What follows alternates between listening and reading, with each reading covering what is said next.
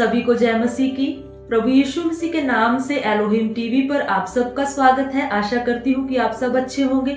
हमारा आज का वचन प्रोग्राम में आज का वचन है भजन संहिता 34 उसकी 5 आयत। यहाँ पर परमेश्वर का वचन कहता है, जिन्होंने उसकी ओर दृष्टि की उन्होंने ज्योति पाई और उनका मुंह कभी लज्जित न होने पाया।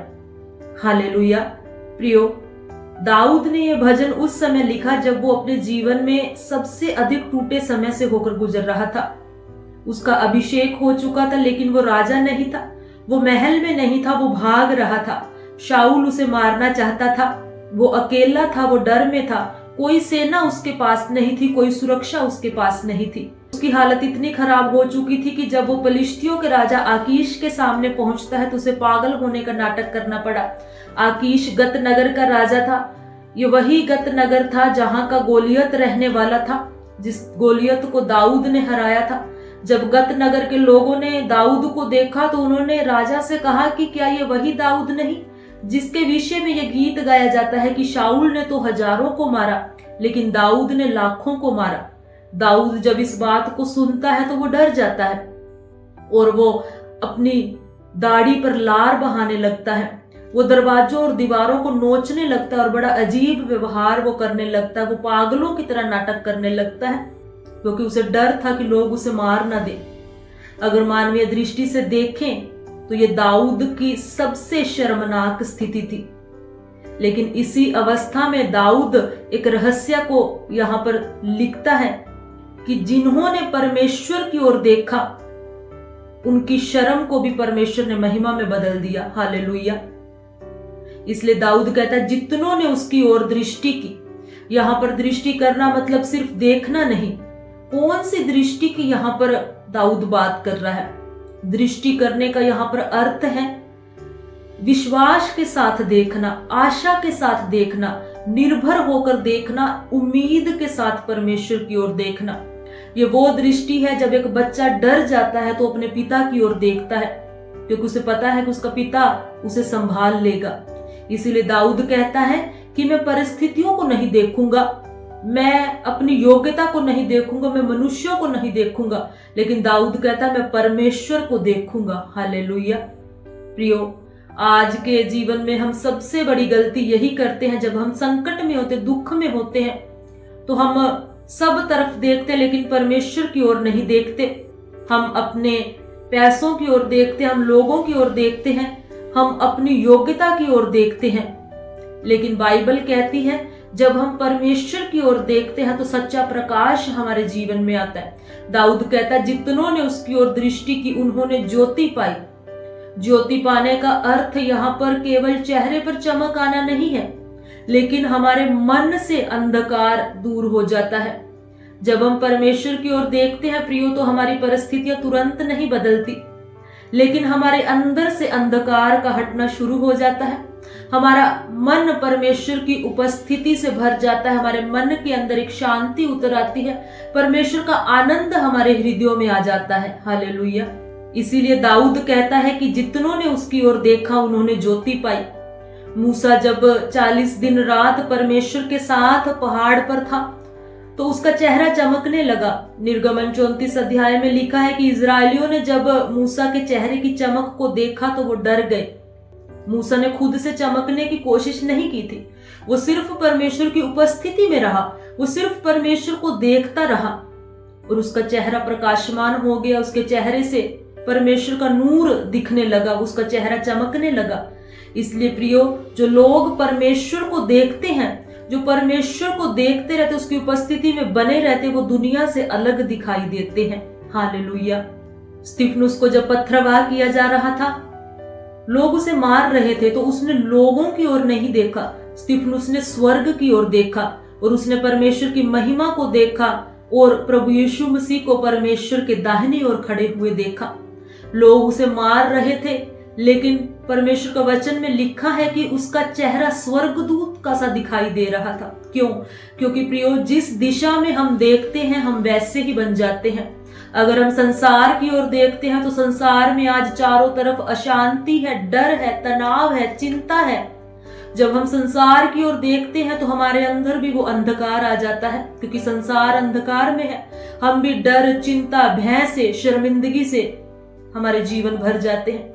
लेकिन जब हम परमेश्वर की ओर देखते हैं तो परमेश्वर की ज्योति हमारे जीवन में आती है, परमेश्वर की शांति हमारे जीवन में आती है, उसका आनंद हमारे जीवन में आता है। प्रभु यीशु मसीह ने कहा कि मैं जगत की ज्योति हूं, और प्रभु यीशु मसीह ने फिर हमसे कहा कि तुम जगत की ज्योति हो। हालेलुया। जब हम सच्ची ज्योति हमारे प्रभु यीशु मसीह की ओर देखते हैं तो हमारे अपने जीवन भी प्रकाशमान हो जाते हैं। और दाऊद कहता है उन्हें कभी लज्जित न होना पड़ेगा। हालेलुया। लज्जित होने का अर्थ क्या है? शर्मिंदा होना। जब एक व्यक्ति शर्मिंदा होता है, लज्जित होता है, तो वो निराशा में चला जाता है, वो अपमान में चला जाता है, उसका जीवन निराशा से भर जाता है। लेकिन दाऊद यहाँ पर कहता है जो लोग परमेश्वर की ओर देखते हैं, अंत में परमेश्वर उन्हें कभी निराश नहीं होने देता, उन्हें कभी लज्जित नहीं होने देता। इसका अर्थ ये नहीं है कि जो लोग परमेश्वर की ओर देखते हैं उनके जीवन में संघर्ष नहीं होंगे, समस्याएं नहीं होंगी। दाऊद के जीवन में संघर्ष थे, यूसुफ के जीवन में संघर्ष थे। दानियल ने जब परमेश्वर की ओर देखा, उसने 3 बार प्रार्थना करनी नहीं छोड़ी तो उसे शेरों की मांद में डाल दिया गया। पौलुस जब परमेश्वर की ओर देखता रहा, वो सुसमाचार को फैलाता रहा, उसे सताया गया, उसे कोड़े लगाए गए, उसे जेल में डाल दिया गया। लेकिन परमेश्वर ने अंत में इनमें से किसी को भी लज्जित नहीं होने दिया। परमेश्वर ने इनकी महिमा को बढ़ाया। हालेलुया। यूसुफ को उसके भाइयों ने बेच दिया, उसके वस्त्र उतारे गए, उसे गुलाम बनाया गया, उस पर व्यभिचार का झूठा आरोप लगाया गया और यूसुफ को जेल में डाल दिया गया। कल्पना कीजिए एक ऐसे व्यक्ति की जिसके वस्त्र उतारे जा रहे हैं, जिसे गुलाम बनाकर बेचा गया है, जो जेल में है, जिस पर व्यभिचार का आरोप लग चुका है। अगर लोगों की दृष्टि से देखें तो यूसुफ उस समय लज्जा में था। यूसुफ की स्थिति उस समय ऐसी थी कि वो लज्जित था। हालेलुया। लेकिन यूसुफ ने लोगों की ओर नहीं देखा, उसने परमेश्वर की ओर देखा और वो परमेश्वर की ओर देखता रहा। और जब उसने परमेश्वर की ओर देखा तो सही समय आने पर परमेश्वर ने उसे मिस्र का प्रधानमंत्री बनाया। उसकी हर एक शर्मिंदगी को, उसकी लज्जा को परमेश्वर ने दूर कर दिया। हालेलुया। ये लोग जो उसे अपमानित करते थे, जो उसे गिराना चाहते थे, यूसुफ के सामने आकर झुके।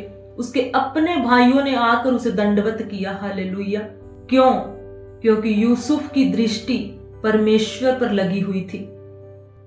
रोमी शासन में रोमी लोग क्रूस की मृत्यु को सबसे शर्मनाक मृत्यु मानते थे।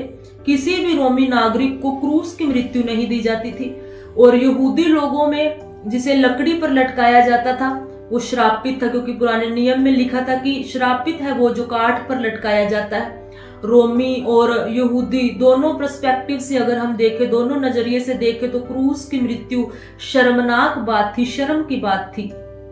जिसे क्रूस पर चढ़ाया जाता था उसे नंगा किया जाता था, उसे अपमानित किया जाता था। लेकिन प्रभु यीशु मसीह ने उस लज्जा को सह लिया।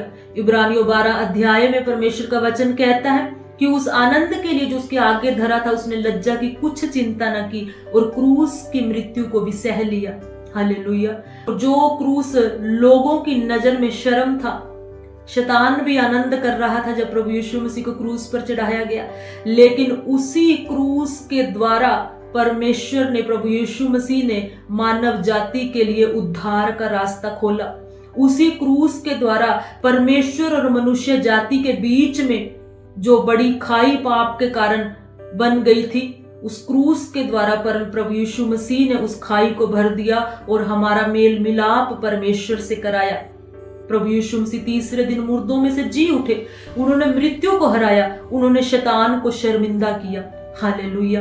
प्रियो, हो सकता है कि आज आप शर्मिंदगी में हैं, शायद लोगों की बातों से आप घायल हैं, शायद आपके अपने परिवार में अपमानित होने की वजह से आप शर्मिंदा हैं, अपनी असफलता से शर्मिंदा हैं। हो सकता है आप गरीब हैं इसलिए आप लज्जित हैं, किसी बीमारी में हैं इसलिए आप लज्जित हैं। आपकी शर्मिंदगी का कारण कोई भी क्यों ना हो, लेकिन परमेश्वर का वचन आज आपसे कहता है कि लोगों को मत देखो, परमेश्वर की ओर देखो जो आपकी शर्मिंदगी को, आपकी लज्जा को महिमा में बदल सकता है। हालेलुया। इसीलिए दाऊद इस भजन में कहता है कि मैं टूटा था, मैं अकेला था, मैं शर्मिंदा था, लेकिन कहता जब मैंने परमेश्वर की ओर देखा तो उसने मुझे लज्जित नहीं होने दिया।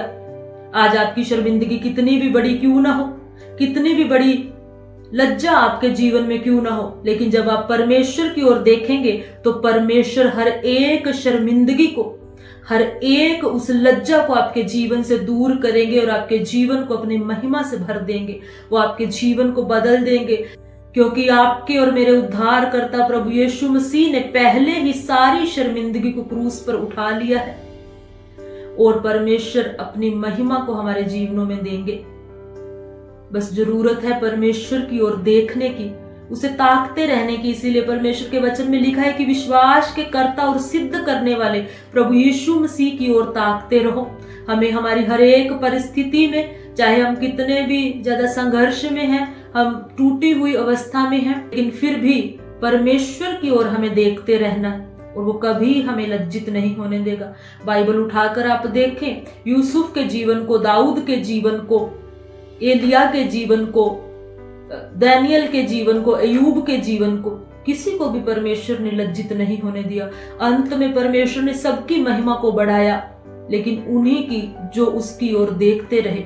आज आप भी परमेश्वर की ओर देखें, दुनिया को मत देखें, लोगों को मत देखें, अपनी परिस्थितियों को मत देखें, लेकिन परमेश्वर को देखते रहें। शैतान यही चाहता है कि हमारी नजर जो है वो हमारी असफलताओं पर लगी रहे, वो हमारी कमजोरियों पर लगी रहे, वो लोगों की बातों पर लगी रहे कि लोग हमारे बारे में क्या सोचते हैं। हमारी दृष्टि को शैतान उन्हीं चीजों पर लगाना चाहता है, लेकिन परमेश्वर का वचन आज हमें कहता है कि जिन्होंने परमेश्वर की ओर दृष्टि की वो कभी लज्जित नहीं हुए, उन्होंने ज्योति पाई। आज आप परमेश्वर की ओर देखेंगे, आप परमेश्वर की ओर दृष्टि करेंगे और आप भी ज्योति पाएंगे और परमेश्वर आपको कभी लज्जित नहीं होने देंगे। हालेलुया।